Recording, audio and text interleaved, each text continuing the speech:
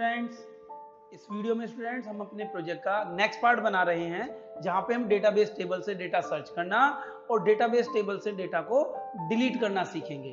तो चलिए स्टूडेंट्स अपने प्रोजेक्ट का पार्ट 2 डेवलप करना स्टार्ट करते हैं। तो अब तक हम सीख चुके हैं स्टूडेंट्स ऐड करना और पर्सन्स की डिटेल को व्यू करना। तो यहाँ पर पहले हम सर्च करने का लॉजिक लिखेंगे। तो यहाँ पर हम एक ऑप्शन और ऐड कर देंगे कि अगर आप पर्सन की डिटेल सर्च करना चाहते हैं तो एस टाइप करें। तो ए पे ये पर्सन की डिटेल को ऐड करेगा, व्यू पे ऑल पर्सन की डिटेल को शो करेगा और एस पे सर्च करेगा। ऐड और व्यू का हम लॉजिक बना चुके हैं। यहाँ पर हम लॉजिक बनाने जा रहे हैं सर्च का। और सर्च कब होगा? अगर तो यूजर ने कीबोर्ड से चॉइस इनपुट की है एस, अगर सीएच में एस आया है इसका मतलब यूजर सर्च करना चाहता है। तो सर्च करने के लिए पहले हम यूजर से पर्सन की आईडी मांगेंगे जिस पर्सन की डिटेल सर्च करना चाहता है। तो यहाँ पर यूजर कीबोर्ड से पर्सन की आईडी इनपुट करेगा जो पर्सन आईडी वेरिएबल में स्टोर हो जाएगी। इसके बाद हमें सर्च करने के लिए कर्सर ऑब्जेक्ट में एग्जीक्यूट मेथड के थ्रू सेलेक्ट क्वेरी टाइप करनी होगी वेयर कंडीशन के साथ, जिसके लिए सेलेक्ट क्वेरी होगी सेलेक्ट एस्ट्रिक फ्रॉम पर्सन। तो पर्सन टेबल में जाके सर्च करो ऐसी रो को जहां पर आईडी की वैल्यू, और क्योंकि ये वैल्यू फिक्स नहीं है कीबोर्ड से आ रही है तो हम यहाँ पे प्लेस होल्डर यूज करेंगे और ये वैल्यू जिस भी वेरिएबल या एक्सप्रेशन से आएगी उसका नाम हम टपल में बताएंगे। तो हमारी जो वैल्यू आ रही है वो आ रही है पर्सन आईडी वेरिएबल के अंदर।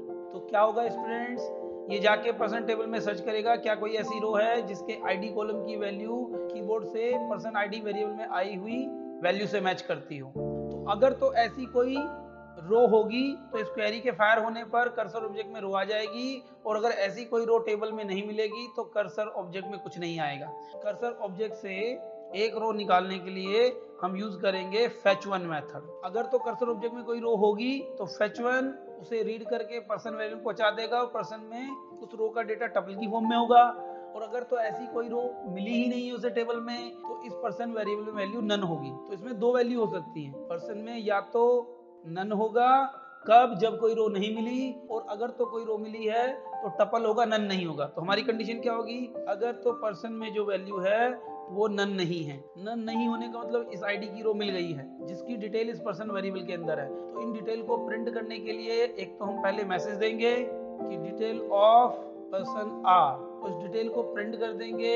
यहाँ हमें लूप चलाने की जरूरत नहीं है क्योंकि यहाँ पे हमें एक सिंगल टपल मिल रही है ना कि लिस्ट ऑफ टपल। उस टपल की पहली वैल्यू आईडी है और पहली वैल्यू टपल से कब मिलेगी जब हम जीरो इंडेक्स लगाएंगे। दूसरी वैल्यू नेम है तो इसी के लिए हमने इंडेक्स बताया 1, तीसरी वैल्यू एज है उसके लिए इंडेक्स 2 होगा और फोर्थ वैल्यू के लिए 3 होगा। तो ऐसे करके हमने टपल से एक एक करके वैल्यू निकाल के यहाँ प्रिंट कर दी है। बट अगर तो ऐसी कोई रो नहीं मिली तो इसी पर्सन वेरिएबल में नन आएगा। नन आया है ये कैसे पता चलेगा? अगर तो नन आएगा तो ये इफ की कंडीशन फेल हो जाएगी और ये एल्स में आएगा, और एल्स में हम यहाँ पर एक मैसेज प्रिंट कर देंगे कि इस आईडी का पर्सन एग्जिस्ट नहीं करता, ताकि अगर तो यूजर गलत पर्सन आईडी डाले तो बता दे कि ऐसी आईडी का कोई पर्सन एग्जिस्ट नहीं करता है।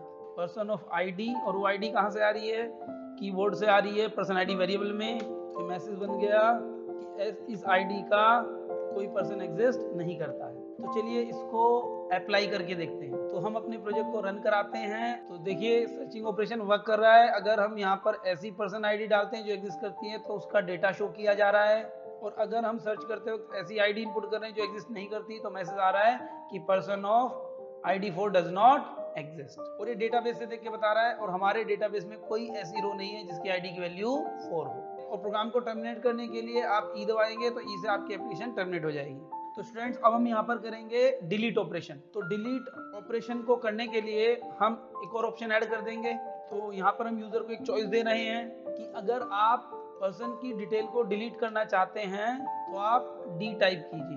तो मैसेज बना enter D to delete person details. तो अगर यूजर चॉइस डी टाइप करता है तो हम उस पर क्या लॉजिक परफॉर्म करेंगे? वहां पर डिलीट क्वेरी फायर करेंगे। तो यहाँ पर कंडीशन हो गई अगर तो यूजर द्वारा इनपुट की हुई चॉइस डी है, तो यहाँ पर हम टेबल से रो को डिलीट करने का लॉजिक लिखेंगे। तो डिलीट करने के लिए पहले हमें ये चेक करना होगा कि इस आईडी से कोई टेबल में रो एग्जिस्ट करती है कि नहीं करती है। अगर तो कोई रो ऐसी होगी जिसमें वो आईडी होगी जो हम कीबोर्ड से पर्सन के लिए इनपुट करा रहे हैं तो वो रो डिलीट होनी चाहिए।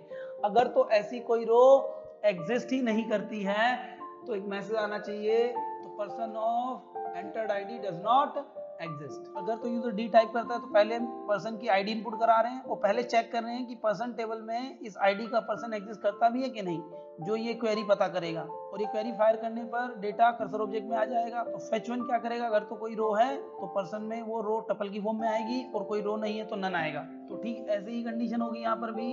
अगर तो पर्सन में नहीं आया है नन, तो यहाँ पर हम लॉजिक लिखेंगे डिलीट करने का। और एल्स मतलब नन आया है, तो नन आने पर ये सेम मैसेज प्रिंट कर देंगे कि इस आईडी का पर्सन एग्जिस्ट ही नहीं करता, तो डिलीट क्या करें। पर अगर करता है एग्जिस्ट तो डिलीट करेंगे। बट डिलीट हम डायरेक्ट नहीं करेंगे, तो डिलीट करने से पहले यहाँ पर हम कंफर्म करेंगे। तो देखो ये बड़ा ही इंटरेस्टिंग लॉजिक होने वाला है। तो पहले हम कंफर्म कर रहे हैं यूजर से, तो एक हम वेरिएबल बना दे रहे हैं आंसर नाम का, जिसमें यूजर का, तो यूजर से हम एक क्वेश्चन पूछ रहे हैं, वो उसका आंसर देगा। तो यहाँ हम यूजर से कंफर्म कर रहे हैं कि आप पक्का डिलीट करना चाहते हैं। तो इसके लिए हम एक मैसेज दे रहे हैं, are you sure to delete. तो हम डायरेक्ट डिलीट नहीं करेंगे, यूजर से कंफर्म करके डिलीट करेंगे और बोलेंगे कि अगर डिलीट करना चाहते हैं, पहले पूछा जाएगा are you sure to delete, और अगर डिलीट करना चाहते हैं तो यस एंटर करें। तो enter yes to delete. Backslash line को चेंज करने के लिए होता है, थोड़ा सा यूजर फ्रेंडली हो जाएगा ना। तो पहले लाइन चेंज होगी, फिर मैसेज आएगा, फिर नेक्स्ट लाइन में ये मैसेज आएगा, enter yes to delete, otherwise no. तो डिलीट करना चाहते तो यस दबाएं, नहीं डिलीट करना चाहते तो नो दबाएं। तो वो यस नो जो भी इनपुट करेगा इस आंसर वेरिएबल के अंदर आएगा। और यहाँ हम कंडीशन लगा देंगे, अगर तो आंसर में जो वैल्यू आई है वो यस है, तो हम यहाँ पर डिलीट क्वेरी फायर करेंगे। तो डिलीट क्वेरी फायर करने के लिए कर्सर ऑब्जेक्ट में एग्जीक्यूट मेथड की मदद से हम डिलीट क्वेरी पुट करेंगे। तो डिलीट करने के लिए क्वेरी होती है डिलीट फ्रॉम टेबल का नाम जो यहाँ पर पर्सन है, where ID equal to question mark placeholder, क्योंकि वैल्यू फिक्स नहीं है। और टपल में यहाँ पे हम वैल्यू बता देंगे। तो क्या होगा, इस क्वेश्चन मार्क पे पुट होगी पर्सन आईडी की वैल्यू जो कीबोर्ड से आ रही है। तो ये क्या करेगा, ये पहले ही कंफर्म हो चुका है कि पर्सन टेबल में इस आईडी का पर्सन एग्जिस्ट करता है, तभी ये इफ के अंदर आएगा। और क्योंकि यूजर ने कंफर्म कर दिया है कि वो डिलीट करना चाहता है, तो डिलीट क्वेरी एग्जीक्यूट होगी। बट क्योंकि डिलीट क्वेरी के फायर होने पर डेटा मॉडिफाई हो रहा है, तो वो अपने आप नहीं होगा, तो उसके लिए कमिट करना होगा। जब भी हम ऐसी क्वेरी फायर करते हैं जिससे टेबल का डेटा मॉडिफाई हो, तो उसके लिए हमें कमिट करना होता है। That's why we are calling commit method है। इसके बाद हम यूजर को एक मैसेज दे रहे हैं कि पर्सन की डिटेल सक्सेसफुली डिलीट हो गई हैं। तो चलिए इसको भी इम्प्लीमेंट करके देखते हैं।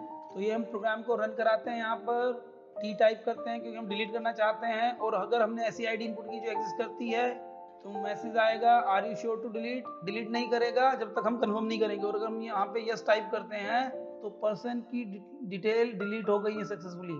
तो अब टू आईडी का कोई पर्सन एग्जिस्ट नहीं करना चाहिए। देखिए हमने वी टाइप किया तो यहाँ पर टू आईडी का पर्सन नहीं है। लेट्स से हम आईडी जिसकी वैल्यू 7 है अभी एग्जिस्ट कर रहा है, ये डेटा दिखा रहा है, तो यहाँ पर हम डिलीट करते हैं। तो उसके लिए दोबारा से हमने डी टाइप किया और हमने 7 आईडी डाला, और क्योंकि ये एग्जिस्ट करता है तो मैसेज आया are you sure to delete. हमने बोला यस और डिलीट हो गया है। और अगर हम जाके अब व्यू करेंगे तो 7 आईडी वाला पर्सन एग्जिस्ट नहीं करना चाहिए, नहीं कर रहा है देखिए। और यहीं अगर हम डी टाइप करते हैं, अब क्योंकि 7 आईडी का पर्सन एग्जिस्ट नहीं करता है, और अगर हम पर्सन आईडी 7 डालेंगे तो मैसेज आ रहा है person of ID 7 does not exist. तो स्टूडेंट्स, प्रोजेक्ट के इस पार्ट में हमने डेटाबेस टेबल से सर्च करना और डेटाबेस टेबल से डेटा को डिलीट करना सीखा है। आई होप स्टूडेंट्स इस वीडियो से आपको कुछ सीखने को मिला। मिलते हैं अपने प्रोजेक्ट के नेक्स्ट पार्ट में। Till then bye bye, thanks for watching.